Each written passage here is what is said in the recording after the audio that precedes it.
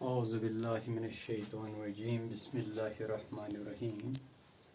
Dear students, Assalamu alaikum to all of you. I am here Khadr Muhammad Sheikh from Boys Higher Secondary School, Kopwara. Today I am going to discuss a practical, rather numerical question with you. As you know, I have already discussed three parts of this accounting equation, or three lectures with regard to this accounting equation with you. Today I am going to show you a practical question wherein we have to prepare the accounting equation and the balance sheet.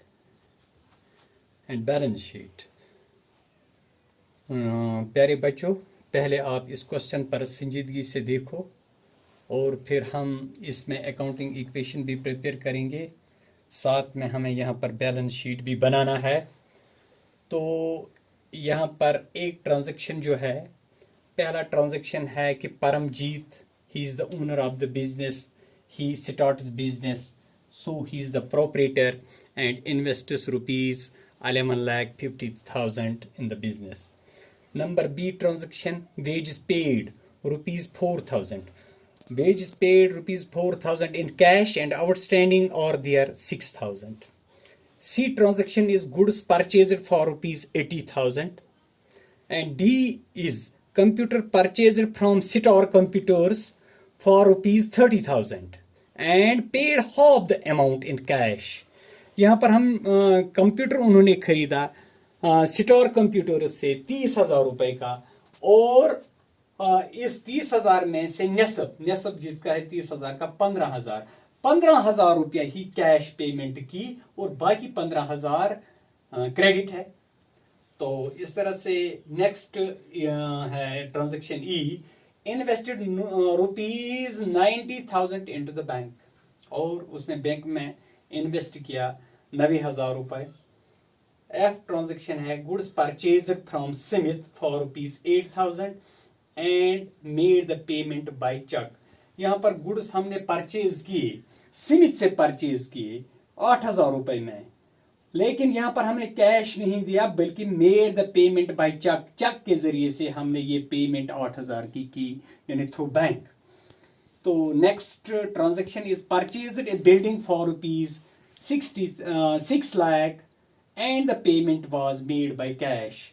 6 lakh की हमने 6 लाख की इस proprietor ने एक building खरीदी और इसका ये पेमेंट जो है, payment was made by cash, payment cash के जरिए से, नॉट बाय बैंक।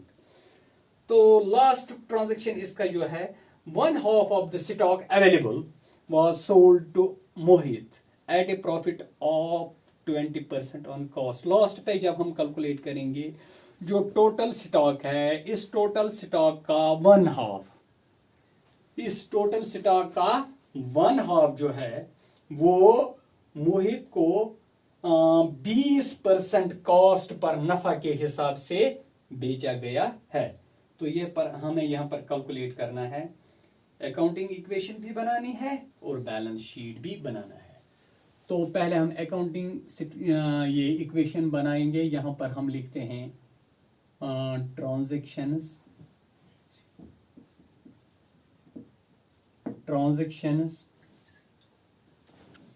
और फिर यहाँ पर आप जानते हैं कि एसेट्स, ये इक्वेशन है, एसेट्स ये बराबर हैं किसके, लायबिलिटीज प्लस कैपिटल। तो यहां पर एसेट्स में हमें आएगा कैश है,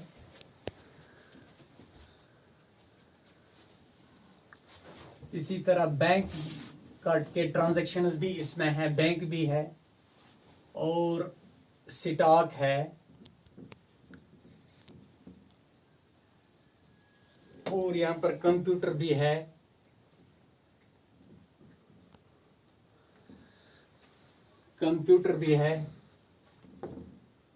और बिल्डिंग भी है। तो यहां पर कैपिटल का कॉलम ये है, यहां पर हम कैपिटल शो करेंगे, ये कैपिटल कॉलम है।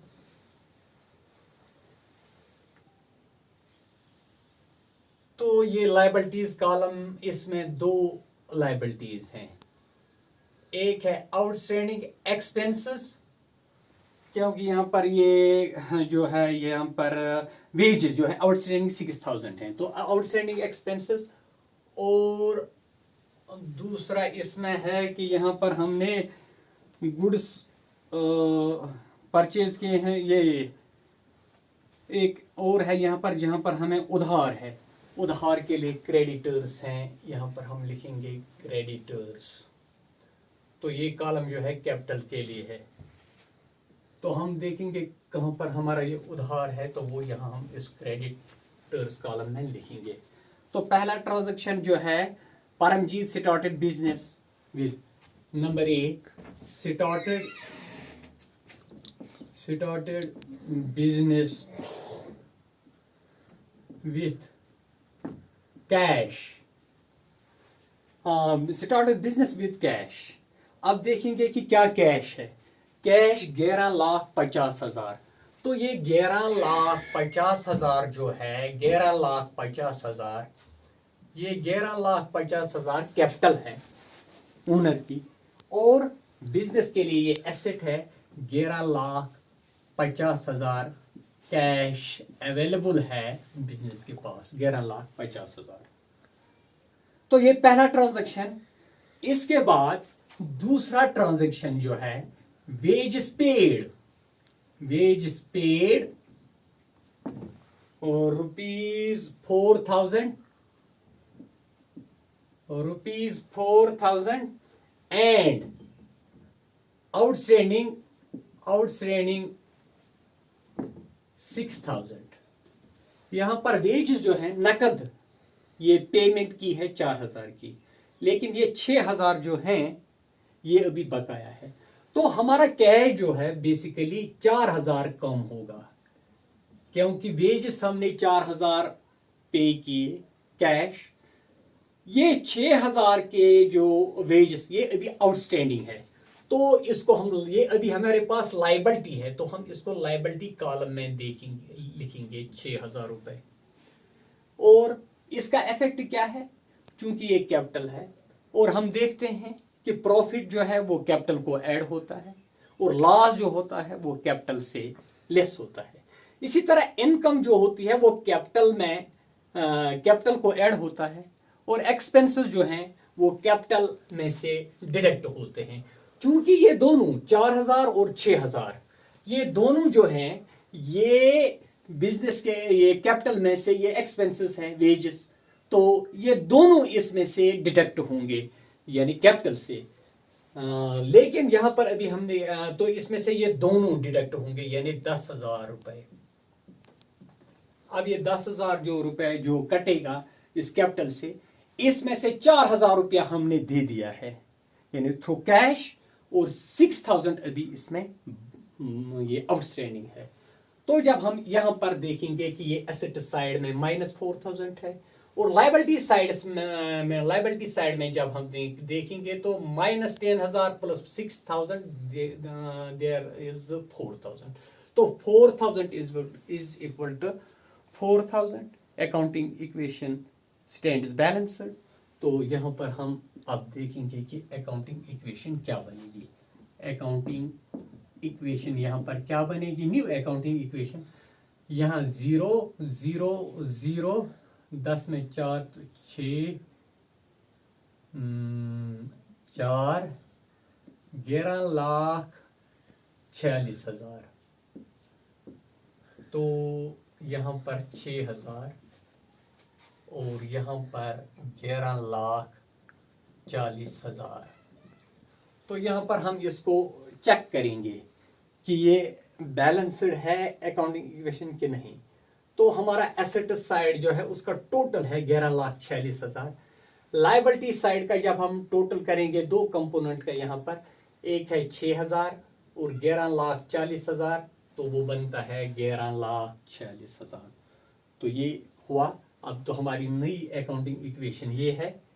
तो इसके बाद और एक ट्रांजैक्शन है सी ट्रांजैक्शन। उसमें है कि goods purchase for ₹80,000, goods purchased for ₹80,000। तो गुड्स जो हैं, गुड्स की परचेज हुई है 80,000। तो यहां पर कैश जो है कम हो जाएगा, सीधी सी बात है 80,000। लेकिन इसके इवज में हमें आएगा 80,000 का स्टॉक। तो यहां पर इस ट्रांजैक्शन से यही दो, हाँ, ये कैश और स्टॉक ये इफेक्ट होगा, कैश डिक्रीज होगा और स्टॉक इंक्रीज होगा। तो यहां पर हम इसको फिर बैलेंस करेंगे अकाउंटिंग इक्वेशन को। तो यहां पर ये है 0 0 0 6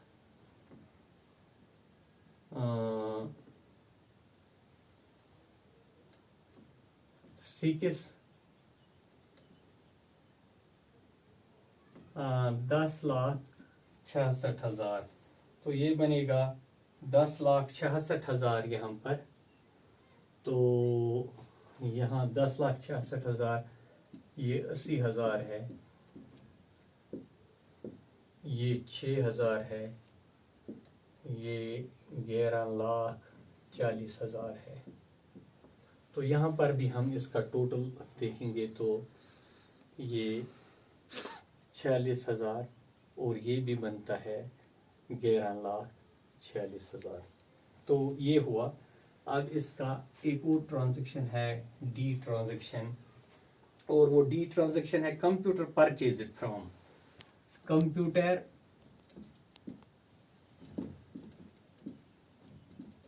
purchase from dash for rupees 30,000, for rupees 30,000 and paid half the amount, and paid half amount in cash। यहाँ पर हमने ट्रांजैक्शन किया 30,000 का, और इस 30,000 में से नेसब इसका जितना बनता है, नेसब इस 30,000 का नेसब जो है वो हमने कैश पेमेंट की, बाकी उधार है। तो हाफ इसका जो है 30,000 का, तो वो हमने कैश में दिया है, तो माइनस 30,000 का हाफ जो है 15,000 है। 15,000 हमारा कैश कम हुआ, और हमारे पास कंप्यूटर 30,000 का है, कंप्यूटर 30,000 का है। अब ये 15,000 कहाँ है? ये 15,000 हमने दिए नहीं, ये अभी ये हमें आउटस्टैंडिंग है, यानी क्रेडिटर्स, वी ओ दीज 15,000। इस 30,000 में से 15,000 हमने कैश दिया, तो ये 15,000 जो है वो लायबिलिटी है, अभी क्रेडिटर्स कॉलम में हमने लिखा। अब देखें अकाउंटिंग इक्वेशन, एसेट साइड में 30,000 माइनस 15,000, तो वहां पर 15,000, और लायबिलिटी साइड में भी 15,000। तो अब देखिए यहां पर टोटल क्या बनता है, 0 0 0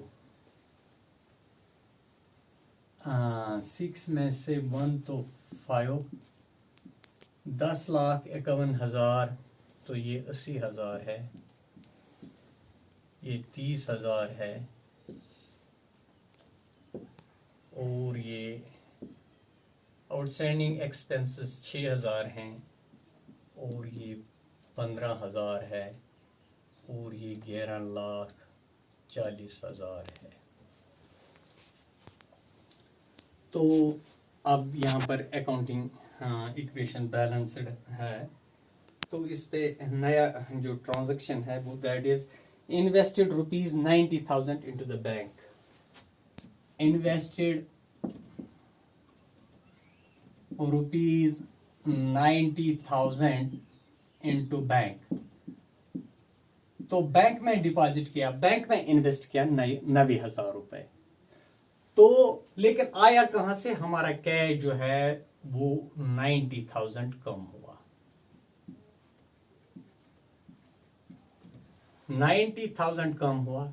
और दूसरी तरफ से कैश कम हुआ लेकिन हमारा ये डिपॉजिट बैंक में है 90,000।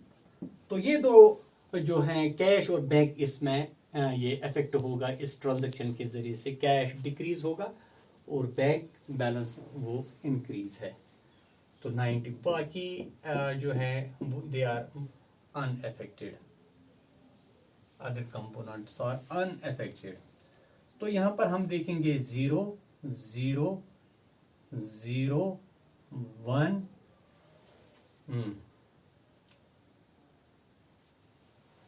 now the shit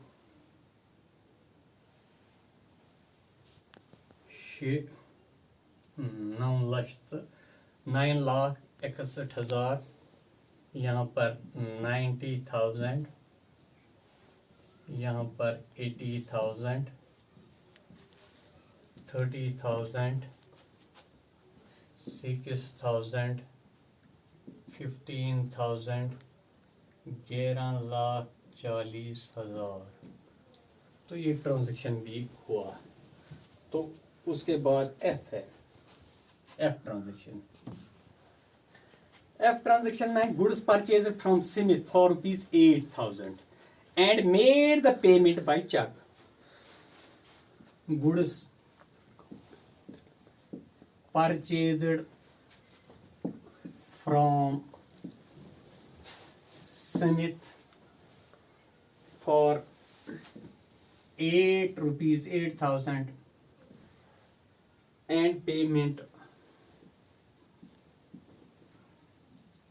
made by check, payment by cheque short लिखे हम, पेमेंट जो है वो चेक के जरिए से की। तो यहां पर हमारा स्टॉक जो है 80,000 था, 8,000 के गुड्स हमने और परचेज किए तो हमारा स्टॉक बढ़ गया 8,000 से। लेकिन हमारा कैश जो है कम नहीं हुआ, कैश कम नहीं हुआ। अलबत्ता बैंक जो है, बैंक के जरिए से हमने इसकी पेमेंट की तो बैंक में जो हमारा पैसा था उसमें से 8,000 रुपया अब कम होगा। तो इस तरह से ये ट्रांजैक्शन जो है, ये ट्रांजैक्शन हुआ। इसमें दो, एक है स्टॉक इफेक्ट होगा और यहाँ पर बैंक में से हमारी बैलेंस कम होगी, ये 8,000 हमारी बैलेंस कम होगी और उसके बदले में उसके इवज हमें दूसरा एसेट जो है इंक्रीज होता है 8,000। तो यहां पर ये भी हुआ। अब जी है,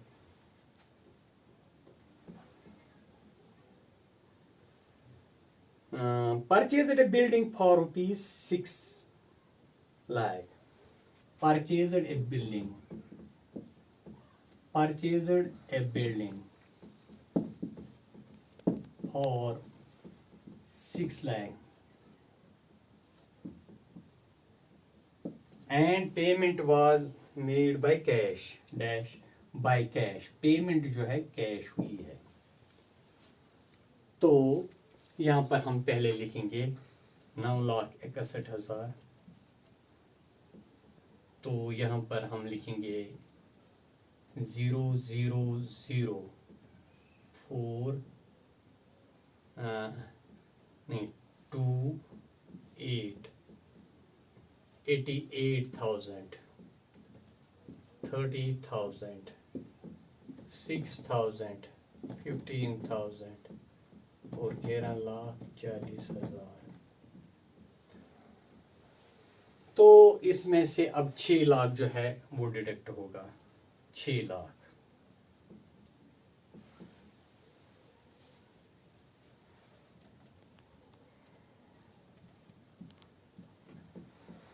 $6 लाख हमारा कैश, क्योंकि कैश है, ये पेमेंट कैश के जरिए से हुई है, तो बिल्डिंग जो है हमारे बनेगी 6 लाख की। यहाँ पर तो कैश हमारा कम हुआ, दूसरा एसेट बिल्डिंग हमारे पास है 6 लाख की। तो अब इसका टोटल हम देखेंगे तो ये कितना बनता है, 0 0 0 1 6, 9 में से 6 तो 3, 9 में से 6 तो 3,61,000 और ये 82,000 है और ये 88,000 है, ये 30,000 है, 6 लाख है, 6,000, 15,000 और 11 लाख और 40,000। अब इसमें जो ट्रांजैक्शन है वो है H transaction. 1/2 of the stock, 1/2 of the stock, 1/2 of the stock available was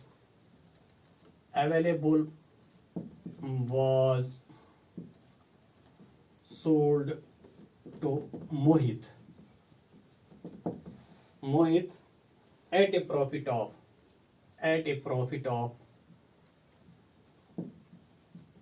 20% on cost। तो यहां पर हमें कैलकुलेशंस करने हैं। अब देखना है कि हमारे पास स्टॉक अवेलेबल जो है वो 88,000 है और इस 88,000 का 1/2, इसका आधा जो है वो है 44,000, 44,000 का। 44,000 का स्टॉक जो है ये बेचा गया किसको, ये बेचा गया मोहित को, मगर इसमें प्रॉफिट जो है कॉस्ट पर वो 20% है। तो हम इसका कॉस्ट देखेंगे 20%, 20% मीन्स 20 डिवाइड बाय 100 इंटू ये इसका हाफ है, हाफ स्टॉक ये 44,000 का है। तो यहां पर हम देखेंगे 2,0,2,0,248,248 8,800 इसमें प्रॉफिट आता है और स्टॉक हमारा कितना है 44,000 का, 44,000 का स्टॉक है और इसमें प्रॉफिट हमें मिलता है 8,800 का, 8,800 का।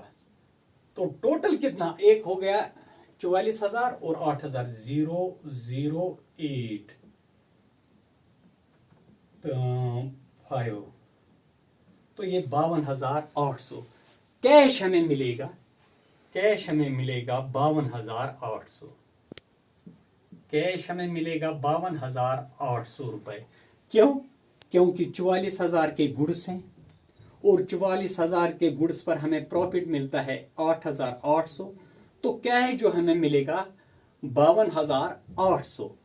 इसमें से हम देखेंगे कि स्टॉक जो है, स्टॉक कितना कम होगा, हाफ, 1/2 ऑफ स्टॉक, तो इसका हाफ स्टॉक जो है वो कम हो जाएगा। अब यहां बैलेंस है 8,800 की, ये प्रॉफिट है और ये प्रॉफिट जो है ये कैपिटल को रेज करेगा, 8,800 कैपिटल में ऐड होगा। तो यहां पर भी हम देखेंगे कि 8,800 ये लायबिलिटी साइड में है और यहां पर देखें हम 44 ये है -44,000 है और फिर 52,800 है, 52,800 में से 44,000 हम घटाएंगे तो 8,800। अब शॉर्ट में इसको कहेंगे हम कि यहाँ पर कैश जो है हमारा 52,800 कैश हमें अवेलेबल है। क्यों, 44,000 के गुड्स है और प्रॉफिट 8,800 है, 44,000 और 8,800 बनते हैं 52,800, ये कैश हमें इंक्रीज हुआ।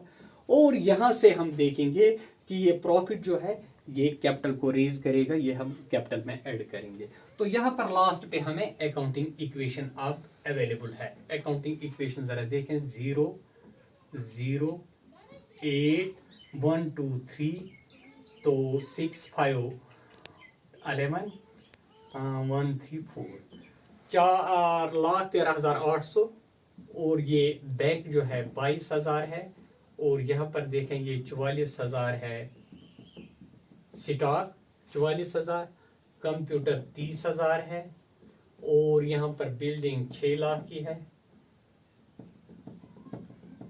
6 लाख की है और यहाँ पर कंप्यूटर 6,000 का है और ये 15,000 का है। ये 15,000 क्रेडिटर्स हैं, आउटस्टैंडिंग एक्सपेंसेस 6,000 है और यहाँ पर आप टोटल देखें 008,411 11,48,800 रुपया जो है वो कैपिटल है।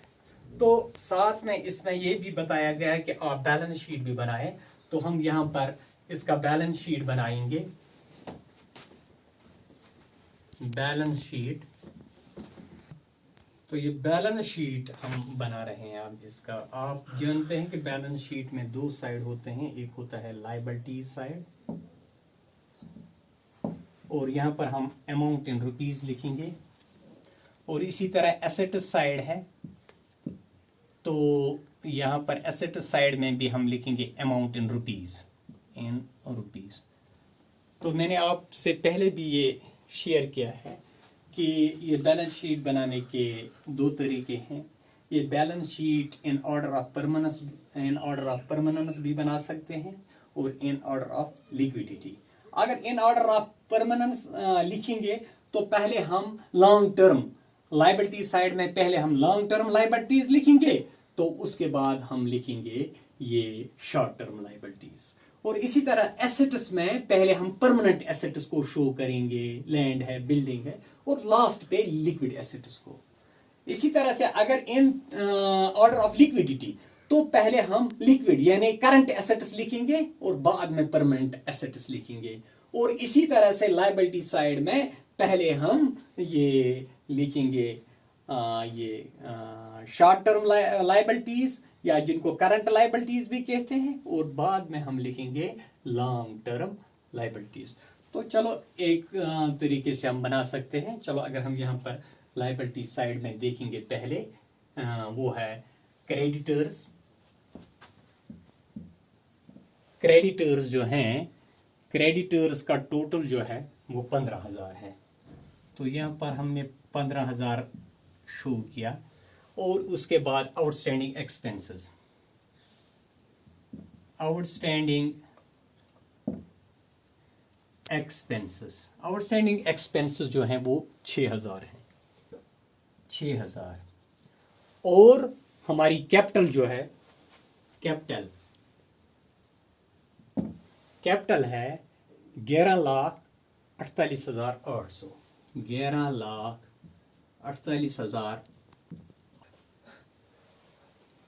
11,48,800 है यहाँ पर, ये कैपिटल है। तो इस कैपिटल के बाद हमने ये बैलेंस शीट का लायबिलिटी साइड लिखा। अब हम इसका एसेट साइड लिखेंगे। एसेट साइड में पहले हम कैश लिखेंगे। कैश में है 4,13,800 और इसी तरह से फिर बैंक है 82,000 और उसके बाद स्टॉक हमारा जो है वो 44,000 है, 44,000 है स्टॉक। और यहाँ पर कंप्यूटर जो है वो 30,000 है,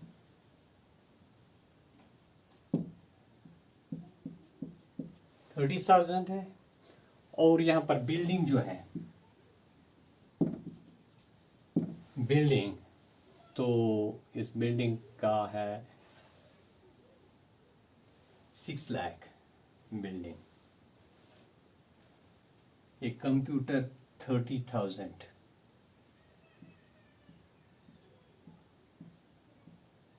$6 लाख है बिल्डिंग। तो अब हम इसमें टोटल करेंगे। एसेट साइड का भी और लायबिलिटी साइड का भी 008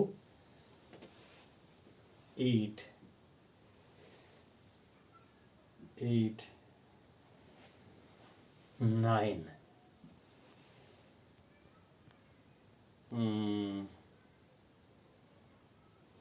00891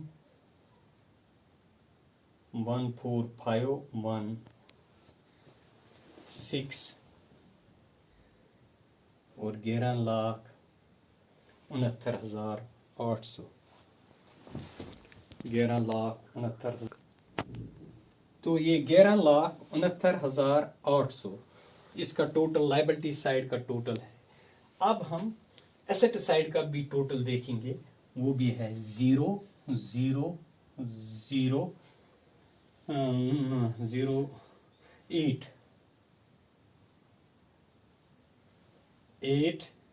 and 42639 6 and 6410 and 1 11। तो ये 11,69,800। तो बैलेंस शीट के जरिए भी हमने यहाँ पर बैलेंस शीट में भी इसको शो किया, जहाँ पर लायबिलिटी साइड का टोटल एसेट साइड के टोटल के बराबर है 11,69,800। डियर स्टूडेंट्स, इसके अलावा भी अगर इस अकाउंटिंग इक्वेशन के हवाले से कोई न्यूमेरिकल क्वेश्चन आप यहाँ पर आपको ज़्यादा मुश्किल लगता है तो आप मुझे वो कन्वे करें, इंशाल्लाह मैं आपको एक्सप्लेनेशन के साथ उसका सॉल्यूशन प्रोवाइड करूँगा। Thank you.